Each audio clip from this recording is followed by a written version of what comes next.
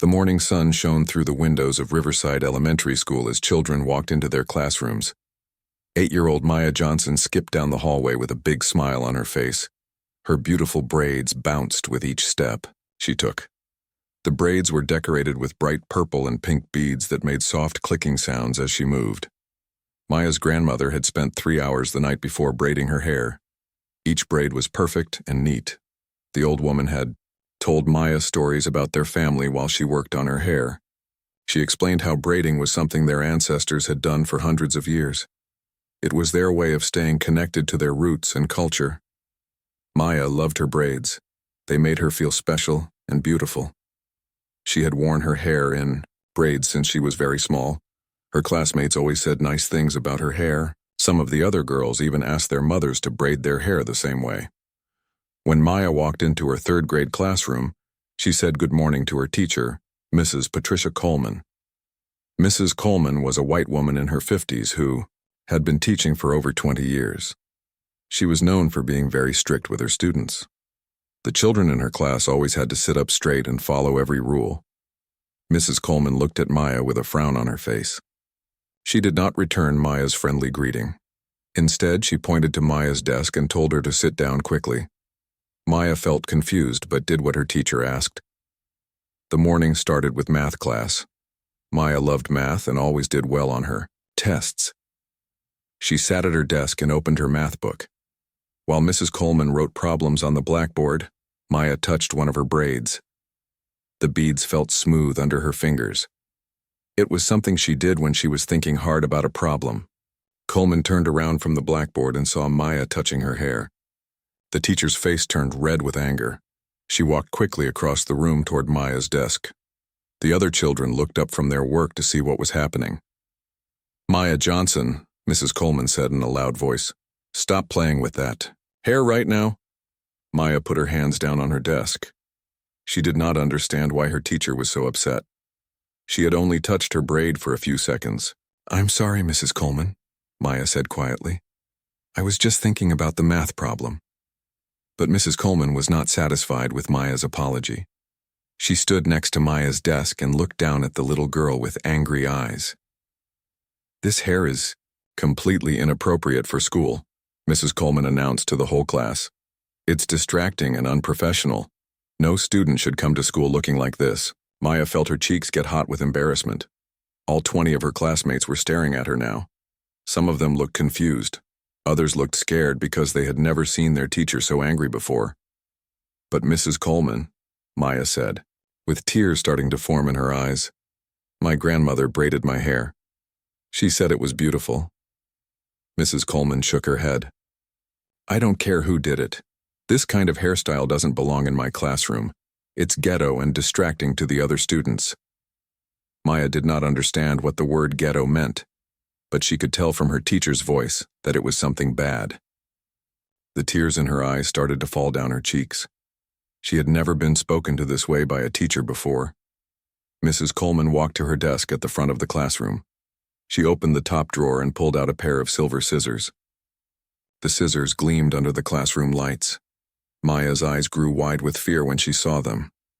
"No, please," Maya whispered. "Please don't cut my hair." But Mrs. Coleman was already walking back toward Maya's desk with the scissors in her hand. The other children in the class sat frozen in their seats. Nobody knew what to do or say. "This will teach you to come to school looking appropriate," Mrs. Coleman said as she grabbed one of Maya's braids. Maya tried to pull away, but Mrs. Coleman held her braid tightly. The teacher opened the scissors and placed them around the braid, near Maya's head. Maya started to cry harder. "Please stop," Maya begged. "My grandmother worked so hard on my hair. Please don't cut it." Mrs. Coleman ignored Maya's pleas. She squeezed the scissors shut with a loud snip. Maya's beautiful braid fell to the floor. The purple and pink beads scattered across the classroom tiles.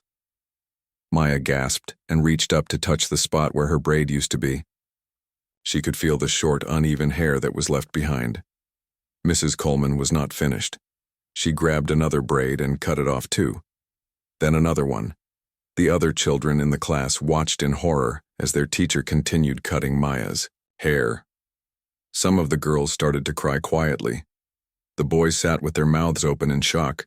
Nobody had ever seen a teacher do something like this before. When Mrs. Coleman had cut off 5 of Maya's braids, she finally stopped. Maya's once beautiful hairstyle was now ruined. Some braids were completely gone while others hung at different lengths. Maya looked like someone had attacked her with scissors. "Let that be a lesson to everyone in this class," Mrs. Coleman said as she walked back to her desk with the scissors. "I will not tolerate inappropriate hairstyles in my classroom." Maya could not stop crying. She felt humiliated and hurt. She had never been so embarrassed in her whole life. Her grandmother's beautiful work was destroyed. The braids that connected her to her family and culture were lying on the floor like garbage. Maya asked for permission to go to the bathroom. Mrs. Coleman waved her hand dismissively and told her to hurry back. Maya stumbled out of the classroom with tears streaming down her face. In the bathroom, Maya looked at herself in the mirror. She hardly recognized the girl staring back at her. Her hair was a mess of uneven lengths and broken beads. She cried, even harder when she thought about what her grandmother would say. When Maya returned to the classroom, she walked to her desk and quietly picked up her cut braids from the floor. She put them carefully in her backpack along with the scattered beads. Maybe her grandmother could fix them somehow. The rest of the school day passed in a blur.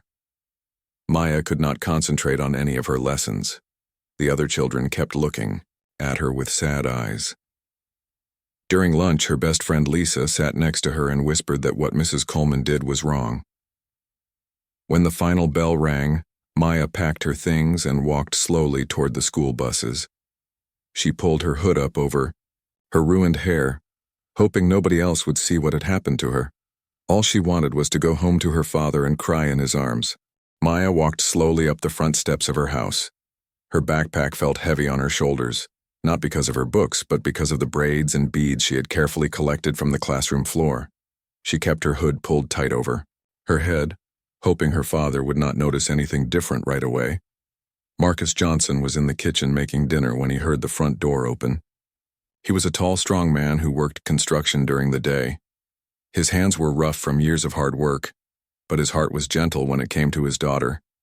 Maya was the most important thing in his world. "Hey, baby girl," Marcus called out from the kitchen. "How was school today?" Maya did not answer right away. She stood in the hallway, trying to find the courage to face her father. She knew he would be upset when he saw what happened to her hair. The braids had been his mother's special gift to Maya before she passed away 2 years ago. "Maya?" Marcus called again. "You okay, sweetheart?" Maya finally walked into the kitchen, still wearing her hood. Her father was stirring a pot of soup on the stove. He turned around and smiled at her, but his smile quickly faded when he saw her face. Maya's eyes were red and puffy from crying. Her cheeks were stained with dried tears. "What's wrong, baby?" Marcus asked, turning off the stove. He walked over to Maya and knelt down so he could look into her eyes. "Did something happen at school?" Maya started to cry again. She could not find the words to tell her father what Mrs. Coleman had done to her. Instead, she slowly pulled her hood down from her head. Marcus gasped when he saw his daughter's hair. The beautiful braids that his mother had taught Maya to love were gone. What was left looked like someone had taken scissors to her head without any care at all. Some parts of her hair were very short, while other parts hung at strange angles. "Oh, my God," Marcus whispered. "Maya, what happened to your hair?" Maya threw herself into her father's arms and cried harder than she had cried all day. Marcus held her tight, feeling his own anger start to build in his chest. Someone had hurt his little girl, and he needed to know who and why. "Tell me what happened, baby," Marcus said gently.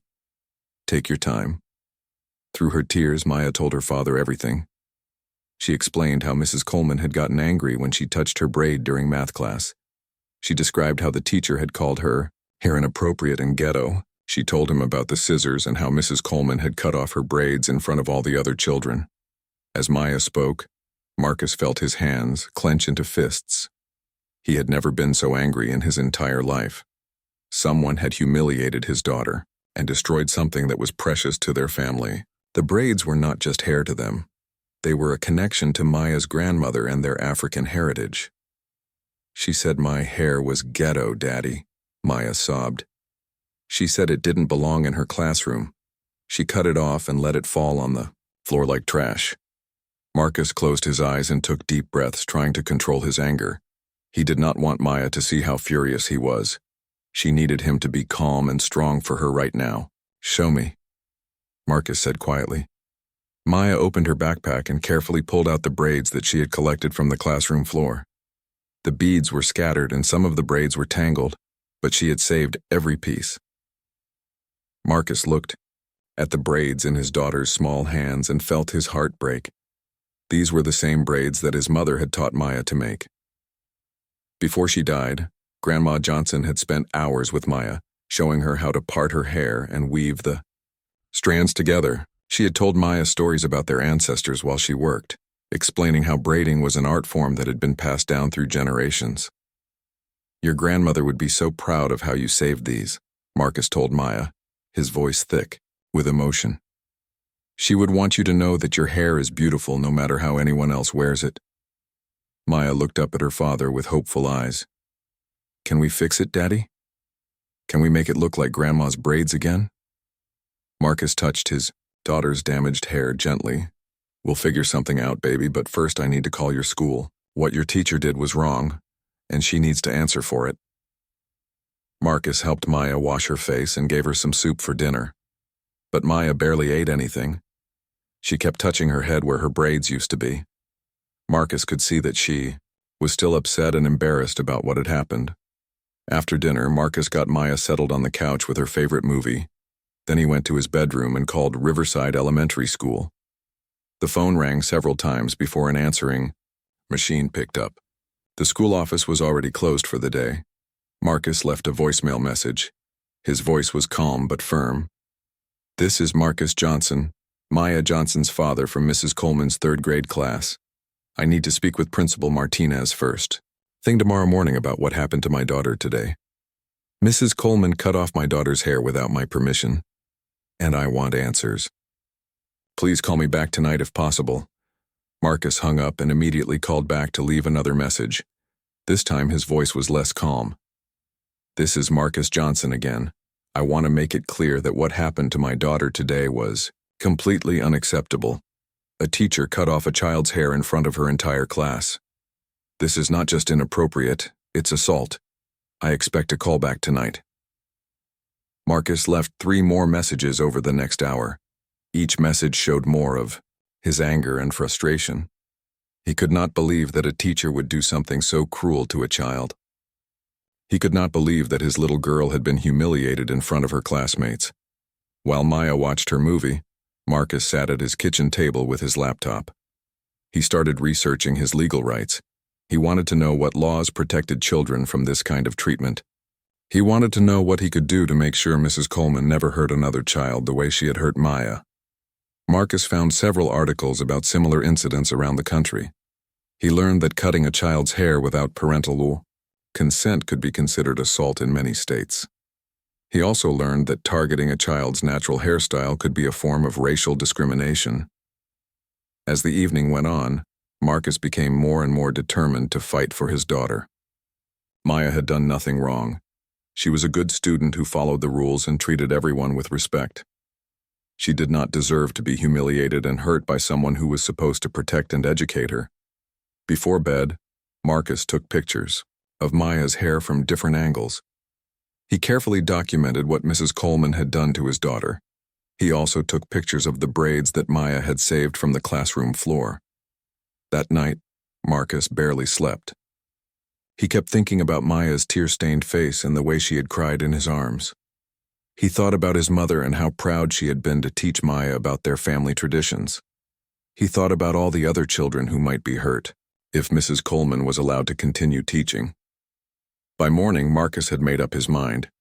He was going to that school, and he was going to make sure that Mrs. Coleman faced consequences for what she had done. No teacher should ever be allowed to hurt a child the way Maya had been hurt. No child should ever have to experience the humiliation and pain that his daughter had gone through. Marcus was ready to fight for Maya, and he was not going to give up until justice was served. The next morning, Marcus woke up early. He had barely slept all night thinking about what Mrs. Coleman had done to Maya. His anger had not cooled down at all. If anything, he was more determined than ever to get answers from the school. Marcus made breakfast for Maya, but she did not want to eat much. She sat at the kitchen table wearing a baseball cap to cover her ruined hair. She looked sad and tired. Marcus could see that his daughter was still hurting from what happened yesterday. "Do I have to go to school today, Daddy?" Maya asked quietly. "I don't want the other kids to see my hair like this." Marcus knelt down next to his daughter's chair. "We're going to school together today, baby girl. I'm going to talk to your principal and make sure this never happens again." Maya nodded, but Marcus could see she was still scared. She had never seen her father this angry before. Marcus tried to stay calm around Maya, but inside he was burning with rage. At 8 o'clock in the morning, Marcus and Maya walked into Riverside Elementary School. The hallways were busy with children and parents. Some people stared at Maya's baseball cap, but Marcus kept his eyes focused straight ahead. He was on a mission. Marcus walked directly to the main office with Maya beside him. The secretary, Mrs. Williams, looked up from her desk with a friendly smile. Her smile faded when she saw the serious look on Marcus's face. "Good morning," Mrs. Williams said. "How can I help you?" "I need to speak with Principal Martinez right now," Marcus said, firmly. "I'm Marcus Johnson, Maya Johnson's father. I left several messages last night about what happened to my daughter yesterday." Mrs. Williams looked uncomfortable. She glanced at Maya and then back at Marcus. "Let me check if Principal Martinez is available," she said, picking up her phone. Principal Martinez came out of her office a few minutes later. She was a middle-aged Hispanic woman who had been running the school for 5 years. She usually had a warm personality, but today she looked nervous and worried. "Mr. Johnson," Principal Martinez said, extending her hand. "I got your messages. Please come into my office so we can talk." Marcus, Maya, and Principal Martinez went into the office. The principal closed the door behind them and offered Marcus a chair. Maya sat close to her father, still wearing her baseball cap. "I understand you're upset about what happened yesterday," Principal Martinez began carefully. "Upset?" Marcus interrupted. "My daughter came home with her hair cut off by your teacher. This isn't about being upset, this is about assault and discrimination." Principal Martinez shifted uncomfortably in her chair. "I've spoken with Mrs. Coleman about the incident." She explained that Maya's hairstyle was causing a distraction in the classroom. Marcus felt his anger rising. "So cutting off a child's hair is the solution to a distraction? Are you serious right now?" "Mr. Johnson, please keep your voice down," Principal Martinez said. "I understand you're concerned, but we need to handle this calmly." Marcus took a deep breath. He did not want to yell in front of Maya, but he was struggling to control himself. "Show me your dress code policy," he said firmly. "Show me where it says teachers can cut children's hair."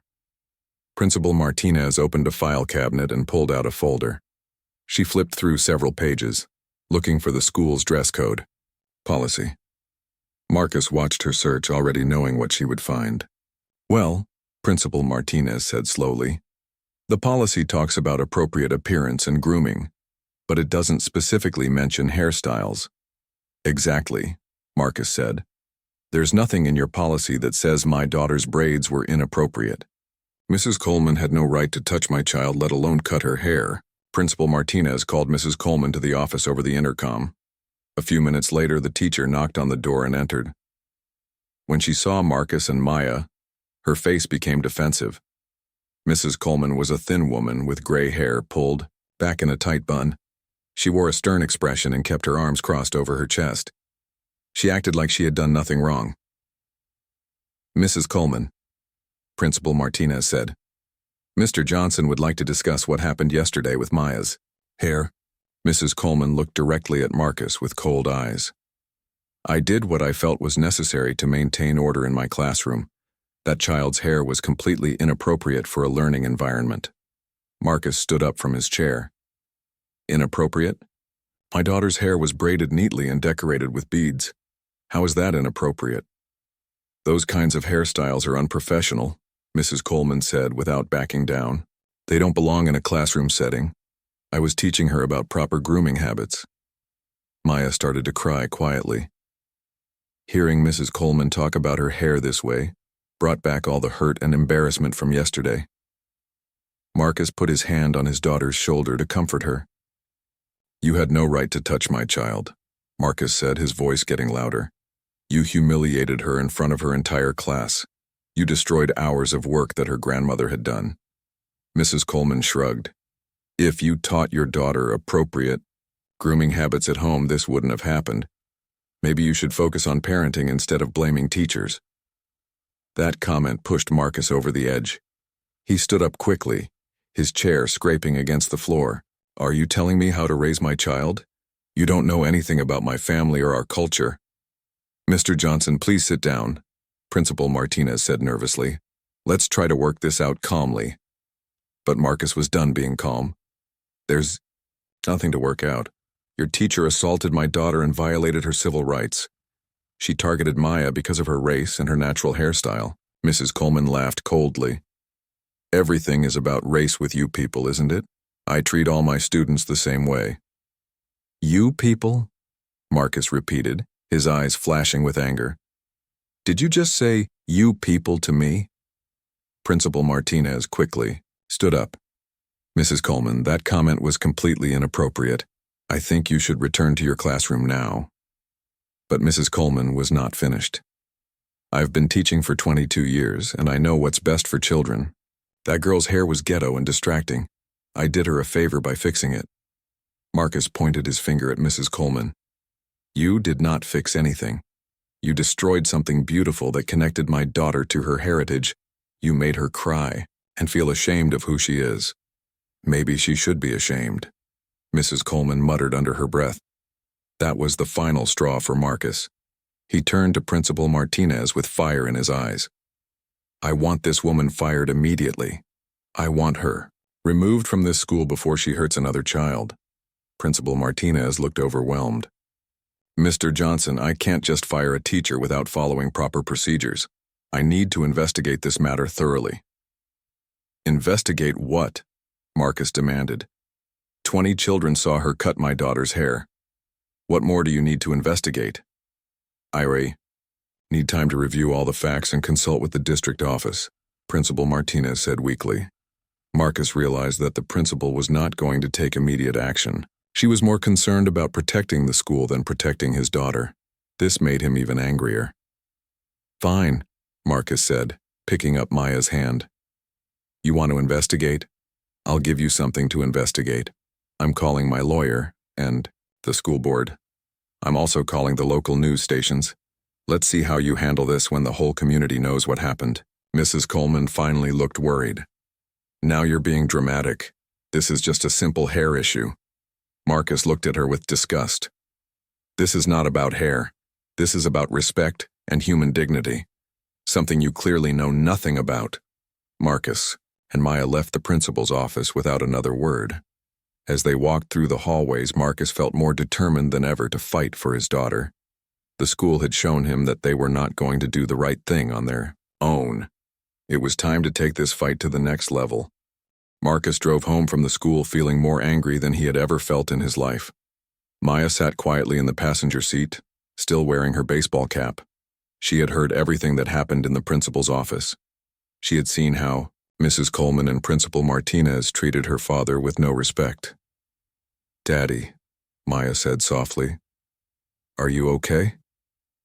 Marcus looked at his daughter and felt his heart break again. She was worried about him when she was the one who had been hurt. "I'm okay, baby girl, but I'm not going to let them get away with what they did to you." When they got home, Marcus helped Maya get settled with her favorite TV show. Then he went to his bedroom and closed the door.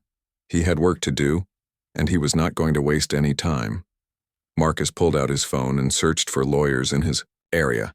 He found several attorneys who specialized in civil rights cases. The first 2 lawyers he called were busy, but the third one answered right away. "Law Office of Lisa Washington," a woman's voice said. "Hello, my name is Marcus Johnson. I need to speak with a lawyer about what happened to my daughter at school yesterday." "What kind of incident are we talking about?" Lisa Washington asked.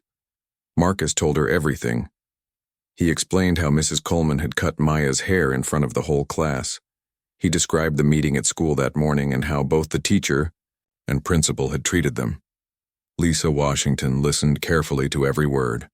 "Mr. Johnson," Lisa Washington said when Marcus finished talking, "what you're describing is assault and battery. It's also a clear case of racial discrimination. No teacher has the right to cut a child's hair without parental permission." Marcus felt relieved to hear someone finally understand how serious this was. "So you think I have a case?" "I think you have a very strong case," Lisa Washington said. "I'd like to meet with you and Maya this afternoon if possible. I want to document everything while it's still fresh." Marcus scheduled an appointment for later that day. Then he made his next phone call. He had done research the night before and found the names of all the school board members. One name had stood out to him: Dr. Kenneth Davis. Dr. Kenneth Davis was the only African-American member of the school board. Marcus had read articles about how Dr. Davis had been fighting for better treatment of minority students in the district. If anyone would understand what happened to Maya, it would be him. Marcus found Dr. Davis's office number and called. A secretary answered and put Marcus on hold for a few minutes. Then Dr. Davis came on the line. "This is Dr. Davis. How can I help you?" Marcus told his story again. He could hear Dr. Davis getting more upset as he talked. When Marcus finished, there was silence on the phone for several seconds. "Mr. Johnson," Dr. Davis said finally, "I am horrified by what you're telling me. This is exactly the kind of discrimination I've been trying to fight in our school district. Can you help us?" Marcus asked. "I'm going to do everything in my power to help you," Dr. Davis promised. "I want to meet with you and your daughter as soon as possible. I also want to call an emergency school board meeting about this incident." Marcus felt hope for the first time since this whole thing started. Finally, someone in a position of power was taking this seriously. After he got off the phone with Dr. Davis, Marcus called his sister Jennifer.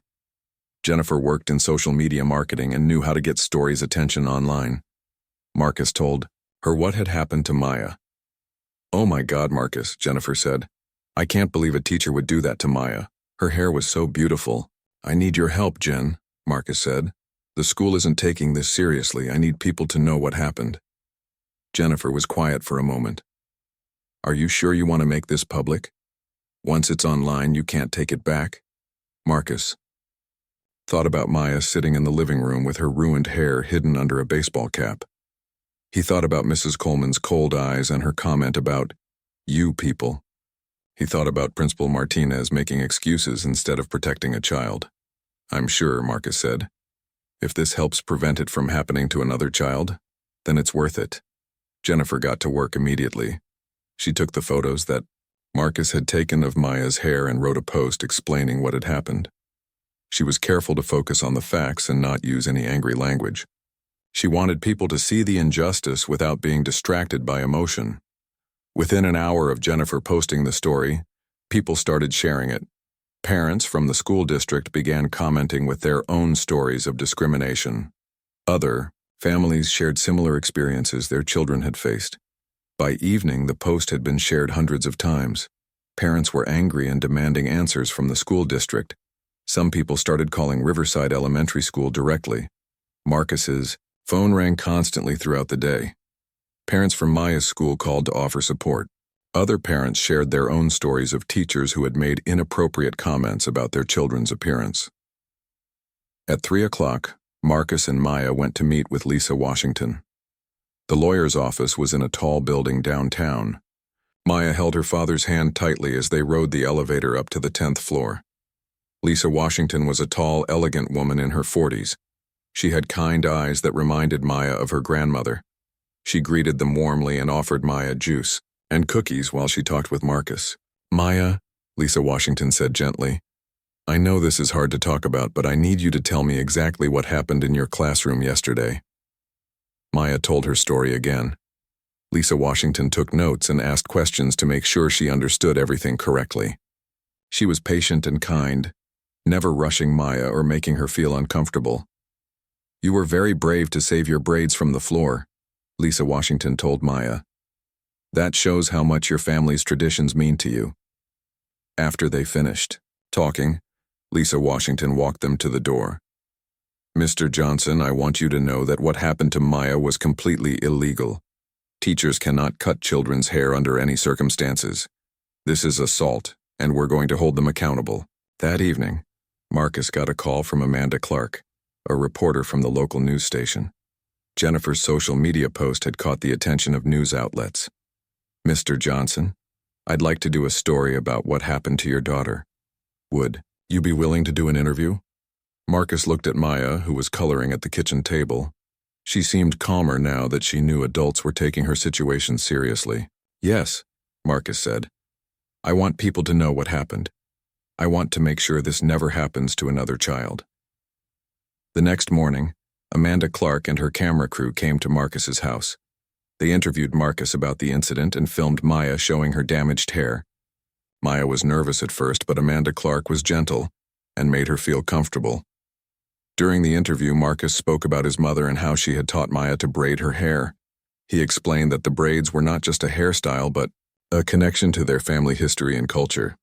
My daughter did nothing wrong, Marcus said to the camera. She was targeted because of her race and her natural hair. No child should ever have to experience what Maya went through. The story aired that evening on the 6 o'clock news. By the time it was over, Marcus's phone was ringing nonstop.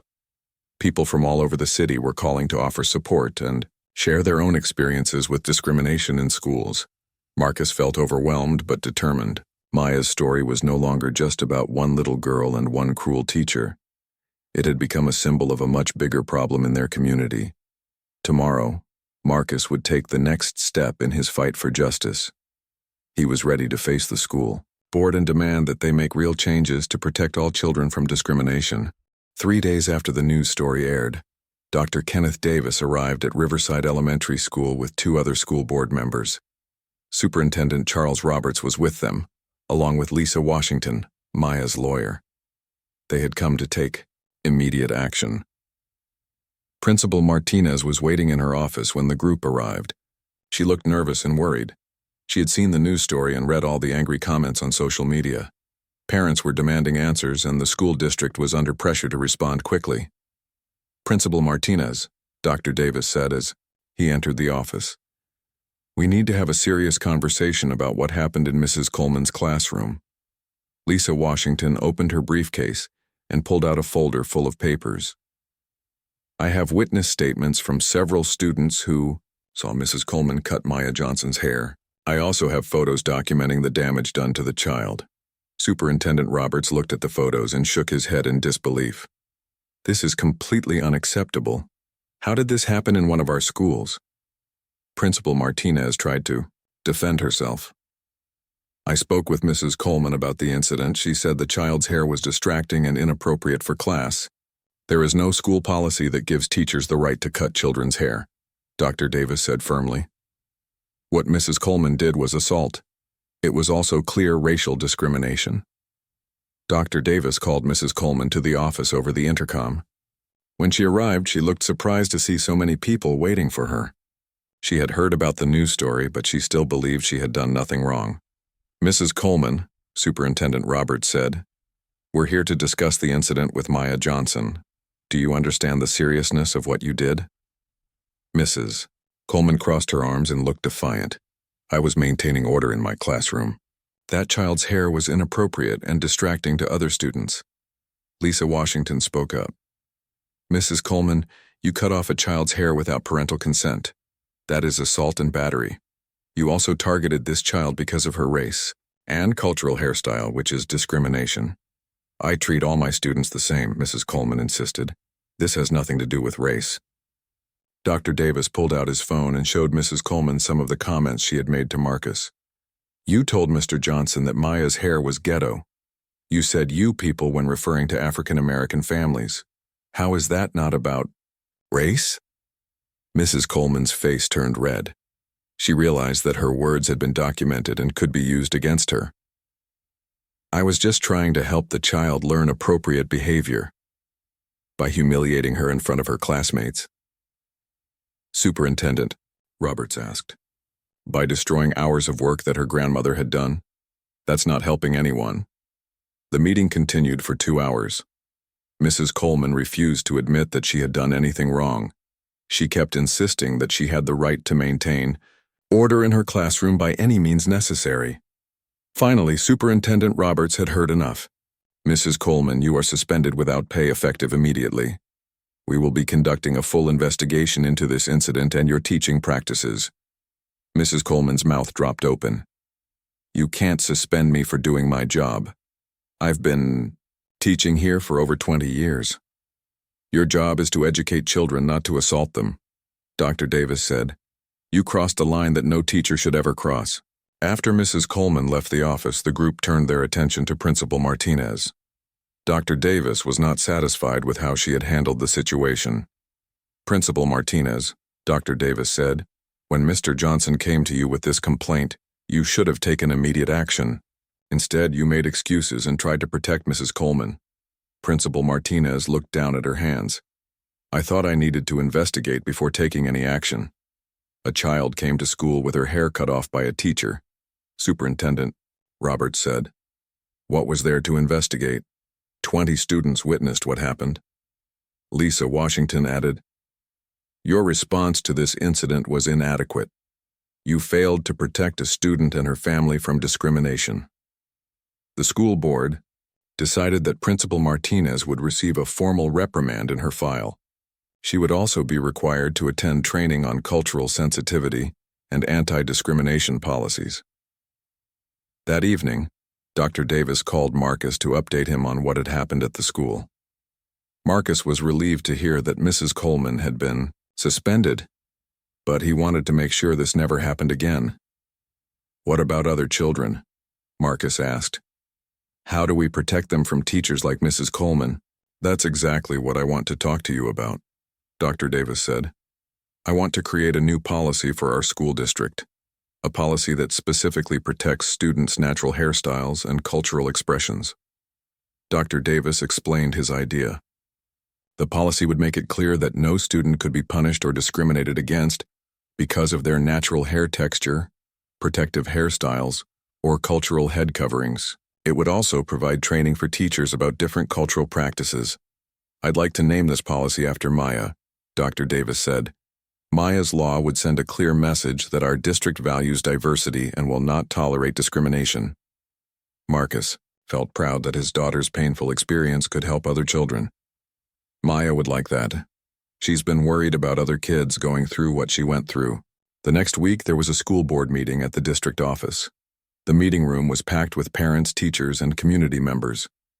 Marcus and Maya sat in the front row with Lisa Washington.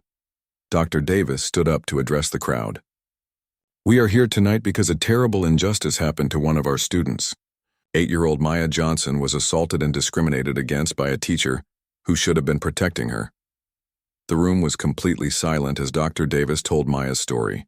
He explained how Mrs. Coleman had cut off her braids and humiliated her in front of her classmates. He talked about the cultural significance of Maya's hairstyle and how the incident had hurt the entire family. "Tonight, we have the opportunity to make sure this never happens again," Dr. Davis said. "I am proposing Maya's Law, a comprehensive policy that will protect all students from discrimination based on their natural hair or cultural practices." The school board voted unanimously to approve Maya's Law. The room erupted in applause as parents and community members showed their support. Maya smiled for the first time since the incident happened. After the meeting, reporters interviewed Marcus and Maya about the new policy.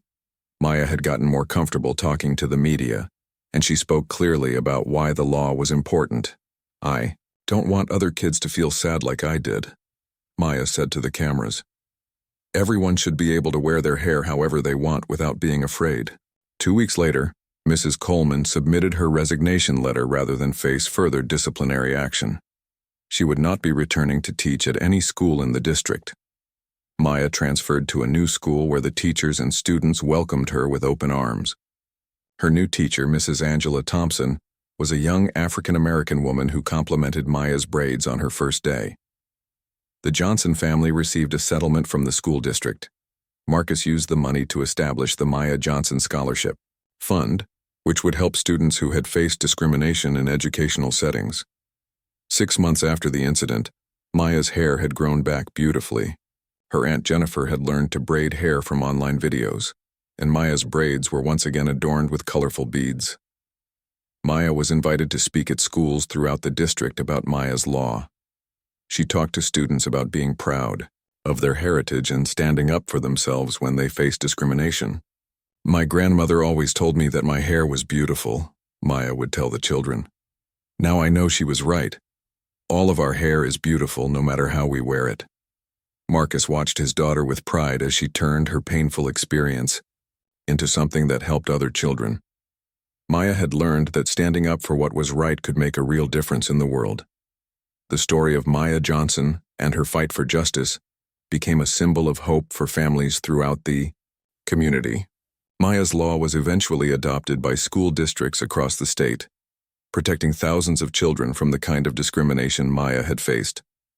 Maya grew up knowing that her courage had helped change the world for the better, and every time she braided her hair, she remembered her grandmother's words about beauty, strength, and the importance of never giving up.